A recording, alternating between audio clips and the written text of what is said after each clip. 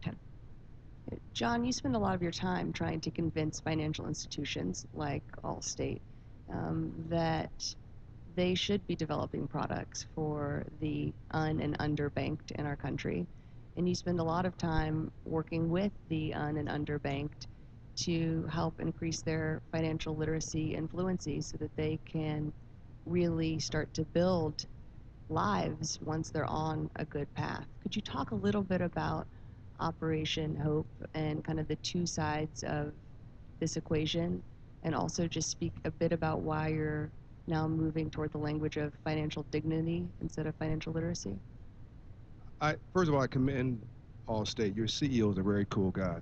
Um, he's so cool, I made him an honorary black man, by the way. I hope he's here to hear this. You tell him I said so. I will. And don't worry, it's all going to be archived on the web, so he can replay it over and over again when he needs a little boost. Look, I think she was very gracious in the way she articulated this, and it's her job, and she does it well. I'd say this very bluntly. These are your future customers. You know, a large part of corporate America is trading the same customer over and over again. You go to some communities, there's a bank on every corner. You know, insurance agent, every other strip center.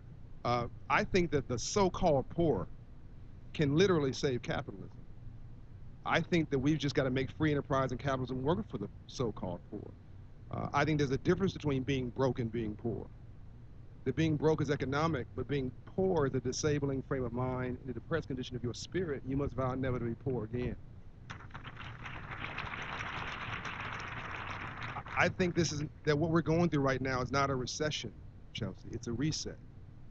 And it's more a crisis of virtues and values than it is an economic crisis.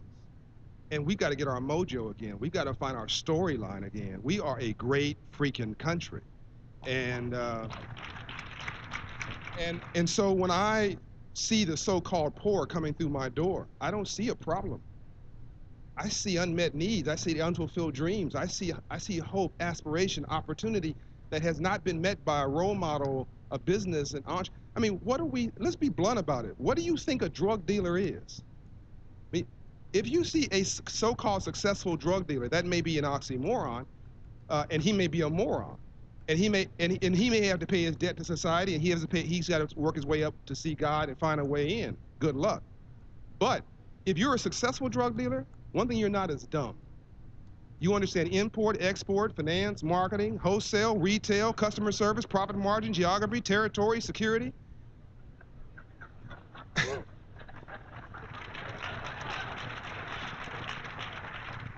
So I think, this is election season, you can't get around it. Politicians are important, who wins the election is important. But I think we put far too much emphasis on elected officials and far too less emphasis on ourselves. So I'm launching America 2020, which is a campaign for Americans, by Americans, to take America back. And part of that is our Hope Centers. We're building a Hope Financial Dignity Center at Ebenezer Church. Mayor Kasim Reed is here of Atlanta. I believe that if Dr. King was alive today, this would be the work he'd be doing. Financial literacy, I found, which we helped to formalize with the government, but we found that that's not the answer. If you want to put a kid to sleep, give him a financial literacy course. But financial dignity brings in the aspirations, the hopes, the dreams. I mean, nobody in here wants a home loan. Nobody said, ooh, give me a red subprime mortgage, 20% interest with points. Ooh, I can't wait to get one of those. They want to become a homeowner, maybe too badly. So in this crisis, we asked what was the payment, not what was the interest rate. And you never ask what the payment is when there's an interest rate attached. Nobody wants a car loan, they want a cool car. Kids don't want an education, I hate to say it. They want aspirations, they want to be successful, they want to get rich. They want to at least have a shot at success in their life.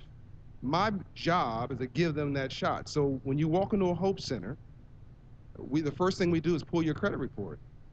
If you're black, you tend to have bad credit. If you're Latino, you tend to have no credit. They're generalizations, but they tend to stick. If you happen to be black, we have a nice laugh. The point is, we're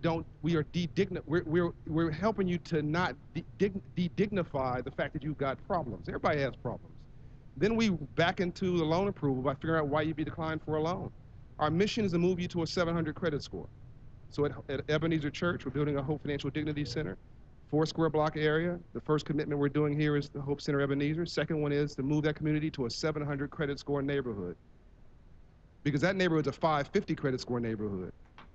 So check cashers are targeting that marketplace. Payday loan lenders, rent-to-own stores, title lending stores, they're even renting rims now. Just drives me crazy. And liquor stores are next to that because they're all feeding on poverty. So what's my point? If you can move a 550 credit score, 120 points, to 670, you change everything.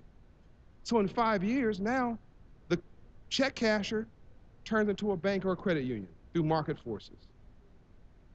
The liquor store turns into a convenience store through market forces.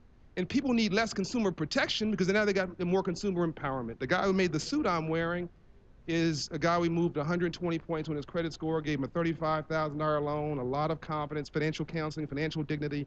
He's now doing $800,000 a year in revenue, running his own business, 6 employees, hiring people, paying his taxes, raising his children.